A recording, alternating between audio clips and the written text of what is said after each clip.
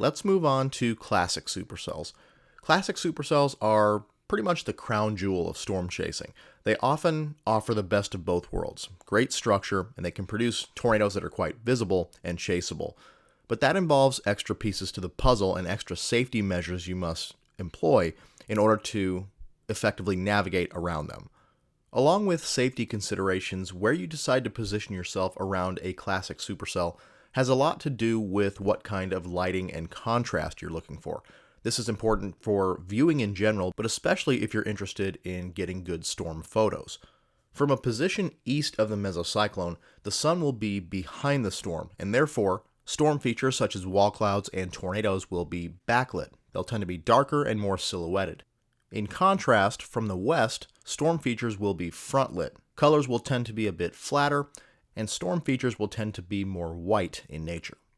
Again, remember that for these examples, storm motion is from west to east. We'll talk about how things change when storm motion, and therefore storm orientation, changes in just a bit. A general rule of thumb is that when the sun is at an offset angle to your direction of viewing, contrast will be slightly less harsh compared to when the sun is directly behind the storm from your view. Positioning yourself to the east of a classic supercell's mesocyclone is often an optimal position for viewing. You'll have an excellent view of the supercell structure, especially if you decide to position outside of the updraft base of the supercell, and the important features such as wall clouds and tornadoes will be nicely backlit.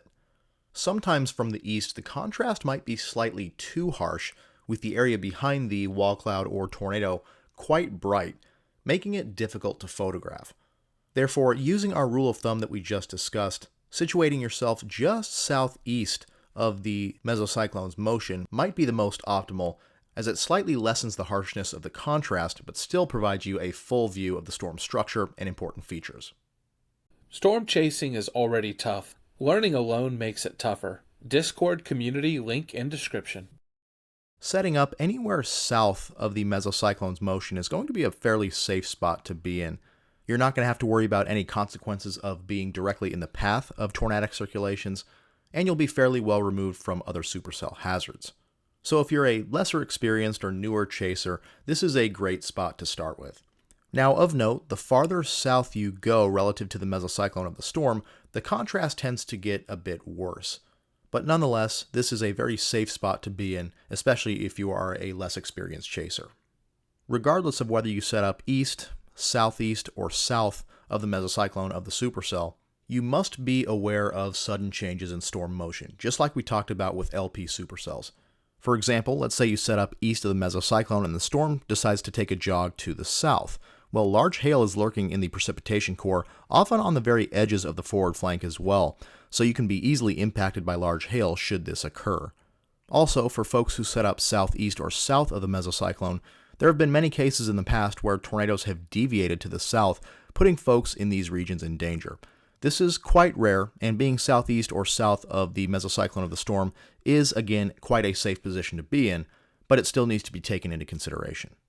Now, unlike LP supercells, being to the west of the updraft and the mesocyclone of a classic supercell is not the best position to be in.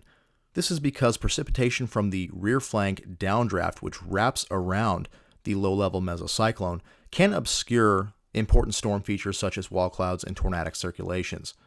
Also, impressive storm structure, such as striations in the updraft, are only going to be visible from the east, southeast, or south of the updraft. Precipitation may obscure those features from the west as well. However, being to the west of the updraft is often a good position to witness the rope out or occlusion process of tornado dissipation. This is when the rear flank downdraft wraps completely around the tornadic circulation, choking it off from the warm, moist inflow. As this happens, the decaying tornadic circulation tends to move to the rear of the storm, making a position to the west of the updraft a great spot to watch tornado dissipation and rope out. Remember to check out those links in the description below, and then watch another video.